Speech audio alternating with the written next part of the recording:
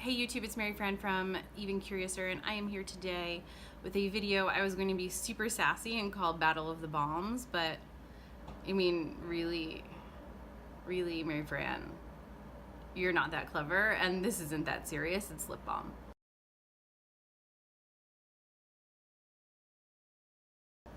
So I decided I was going to make this video after talking to a friend whose lips were so bad, they were cracked and bleeding, and I ended up giving her my holy grail lip balm, the last tube I had.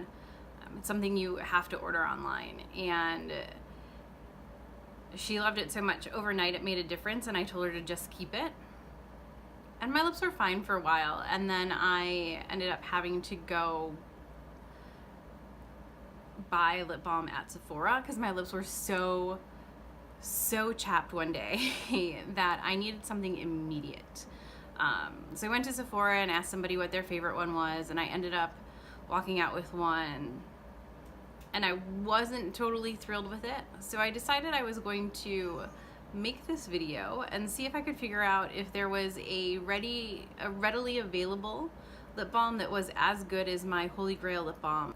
Now, I used to be obsessed with lip balms in junior high and high school. I had, oh my goodness, I had a ridiculous obsession with soft lips.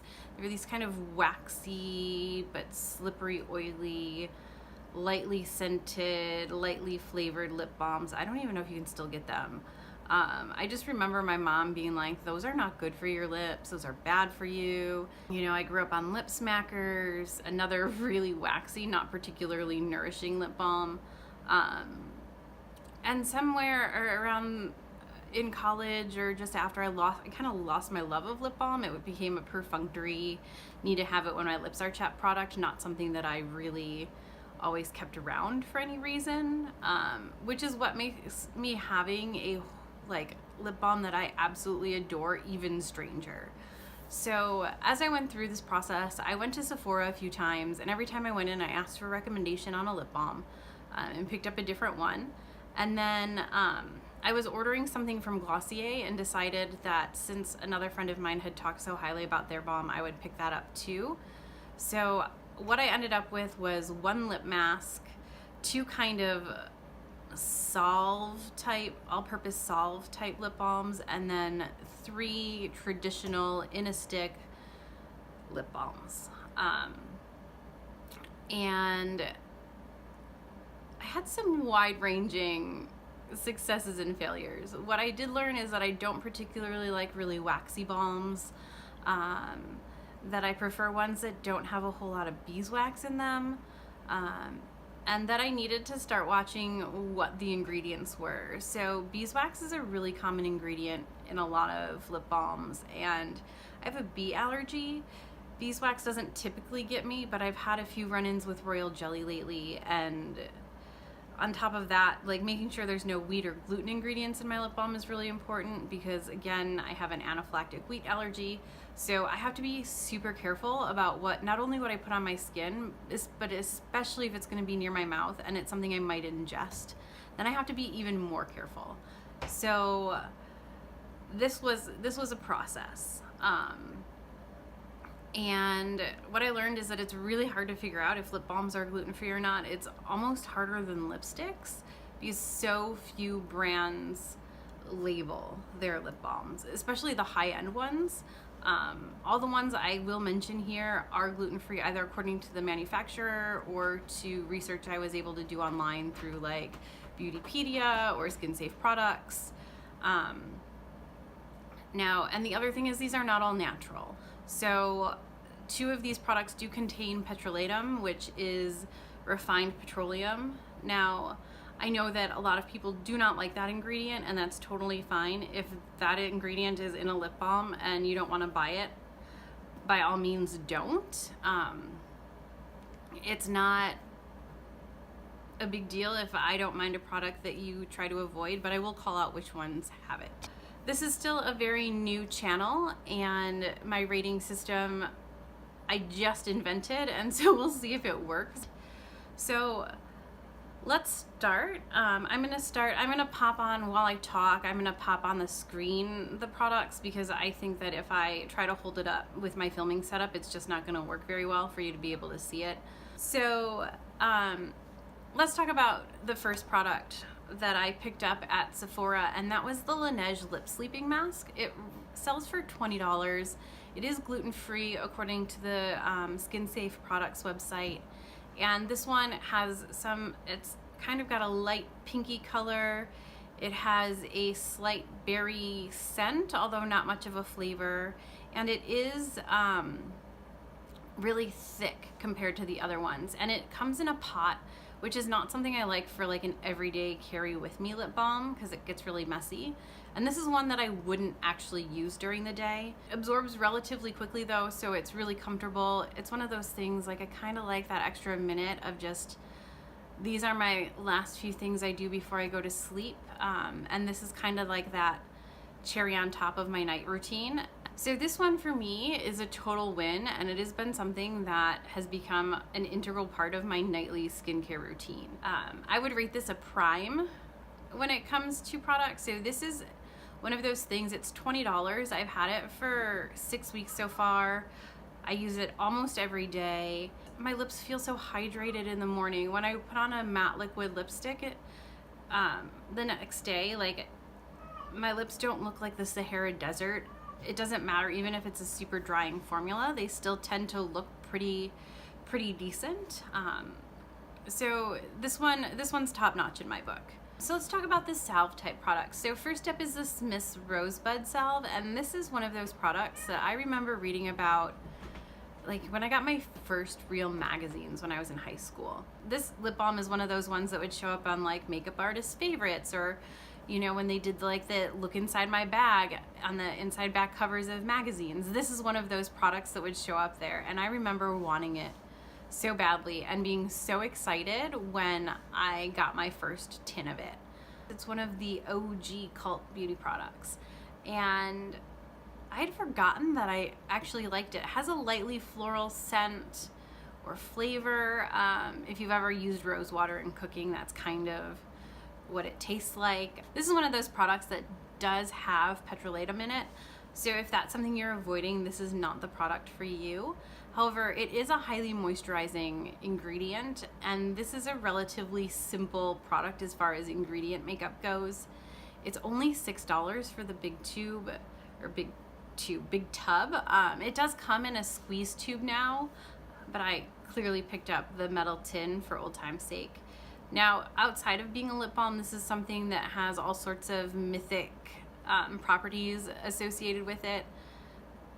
I don't know that they're all true, but it does work well as a lip balm. I remember trying it as a highlighter or an glossy eye cosmetic, and it just felt sticky to me. I didn't understand how on other girls it looked so great, and on me it just felt like a hot mess. I don't know, maybe I'm just not one of those lucky girls who can just pull off like that totally glossy look. It's supposed to be able to help tame flyaways or help groom your brows if you're out of brow product. It also works really great on your elbows and cuticles, which is, in the winter I get like sandpaper elbows, so for me this is one I'm probably always going to keep around. I'm going to rate the Rosebud Salve a choice product. It's a great value. It's only $6. It has a great history of being effective. It has a lot of uses, and it doesn't have a super long ingredients list, and it's pretty easily available. So this one for me, it's a choice product. Let's talk about this other salve type product, the Glossier's balm.com. I picked it up in the mint flavor, so I don't know if the flavors have something to do with the performance or not, but this one again has petrolatum in it and also has a long list of product or ingredients. And I just not impressed. It felt greasy, a little oily. I still had to put it on with my fingers even though it came in a tube because it didn't have like a flat end or anything. It had kind of like a blunt tip. I'll pop a picture in so you can see what it looks like, but it's not the easiest to apply. No matter what, you have to involve your fingers, even though it's in a tube. It's total waste. The flavor is nice. I'll probably finish it up when I run out of all the other lip balms that I have, but this isn't one I will ever repurchase. This one I won't recommend to anyone, and I'm really torn if I think it's bad enough to put it in utility or if I think it's just select. It's just not good. And the sort of language that was on Glossy's website about it, you would think it was magic. Let's move on to the next category, and this is the traditional balm sticks. So the first one I want to talk about is the Sol de Janeiro Brazilian Kiss Cupuaçu lip butter. Anyways, the lip butter, this was the one that, like, for $18, it was a huge letdown.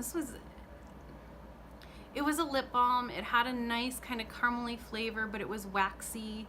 It wasn't too moisturizing, but it did okay, kind of like as a midday pick-me-up over some semi-dry liquid lipsticks. So like I could feel the lipsticks kind of getting to that point where they were at their last moment, and if I popped this on top of it, it broke down the lipstick just enough to give it, you know, one more hour of wear, one last meeting before I had to go take it off and start over. But for me, that being the only time it was good doesn't mean that it's something that I'm particularly interested in repurchasing. But again, it was a perfectly fine lip balm, just kind of a letdown from what I was hoping for with the kind of name it has. You know, I was excited about the smell and the flavor, and kind of the giant tube was exciting too. I don't know, maybe I'm a weirdo, but I was so excited for it. It has like this giant yellow tube. It looks so cool and so beachy, but it's not for me. It's not vegan, but it is vegetarian. It has beeswax in it, which I could tell from the waxy feel, and they do claim that all their products are gluten-free, but they are not made in a dedicated facility. So take that with whatever that means for you. This one goes in select. It's a lip balm. It does okay. It's nothing special. You can do better at the drugstore. And for the same price, there's some better options out there. So let's talk about the runner-up in my search. The Drunk Elephant lipstick or lippy stick. I don't know. If you know how to say it, let me know in the comments down below. But this one, it's kind of astronomical in price. It's $18, but you get so little product. You only get 0.13 ounces.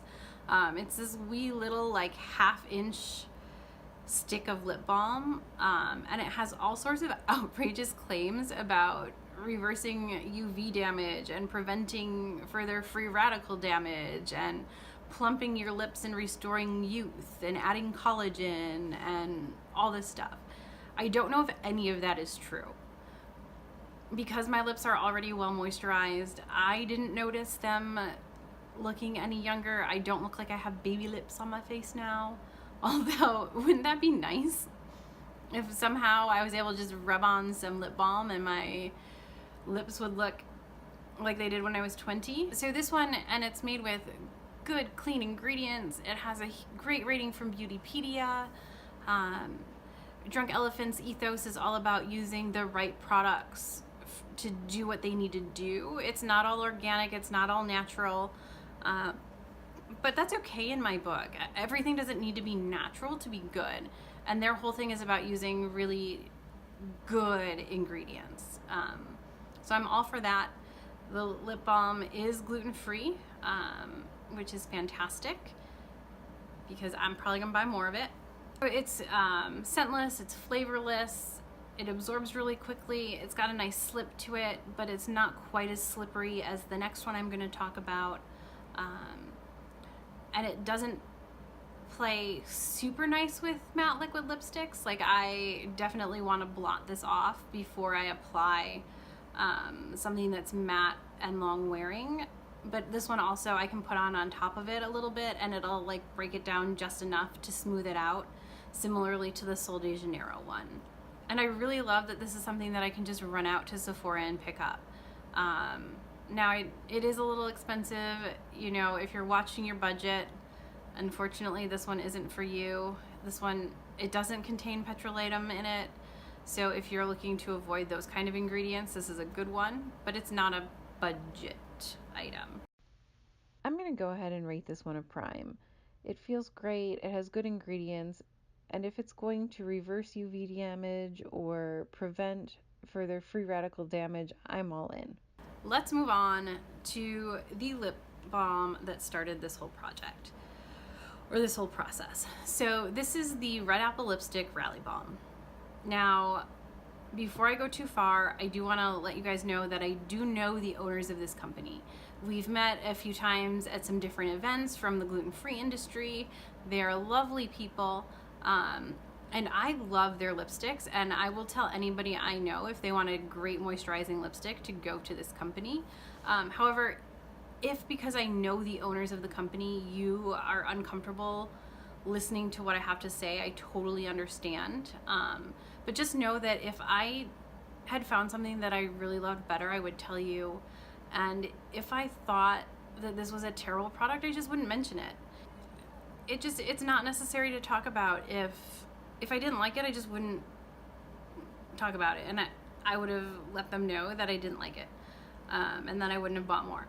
So this is something that, this lip balm is one I actually resisted trying because of the way the owner of the company talked about it. Like it was some sort of holy grail product that was going to solve all my life's problems. It was going to fix my lips and do the dishes too. And I just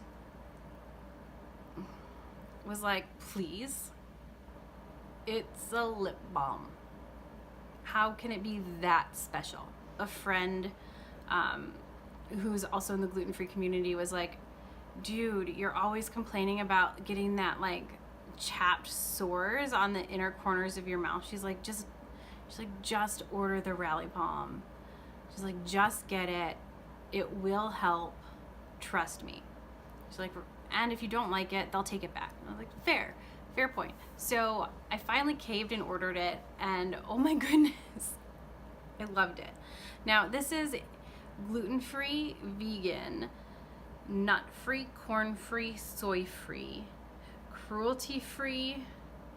I'm going to mention that it's dairy-free, but that's included in vegan.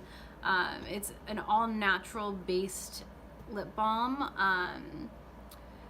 and it's pretty fantastic. It's kind of got a feeling a little reminiscent of that Soft Lips formula.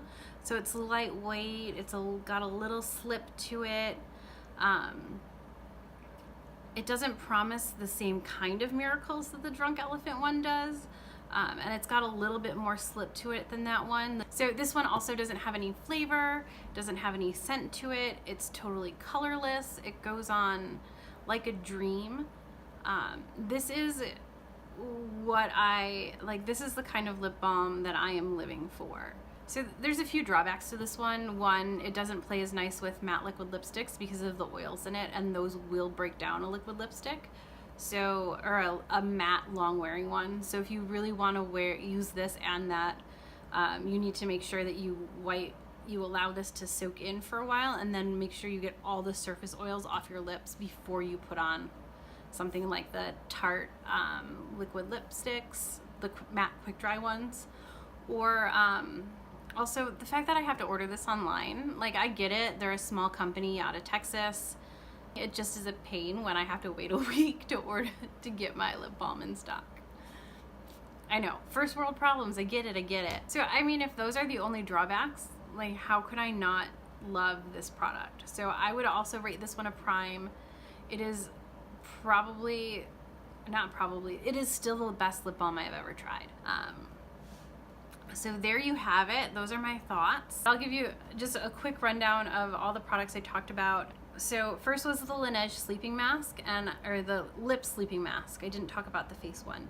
And I would rate that one a prime, but it is different in purpose. I only use it at night before bed. The Rosebud one I would call choice. It's really good, but it's not the best. The balm.com, that's a utility. I can leave it, I don't need it. The Sol de Janeiro, that one is select. It's all right. It's not the best.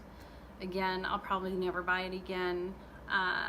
Then the Drunk Elephant is definitely a prime. It's one that I really enjoy, and will definitely be repurchasing, and it is very narrowly the runner-up to the Red Apple Lipstick Rally Balm. All right, thank you guys so much for watching today. I hope you really enjoyed the video. If you did, make sure you hit the thumbs up button down below, and if you haven't already, make sure you hit that subscribe button so that you know every time I post a new video. And I look forward to seeing you around here soon. Bye.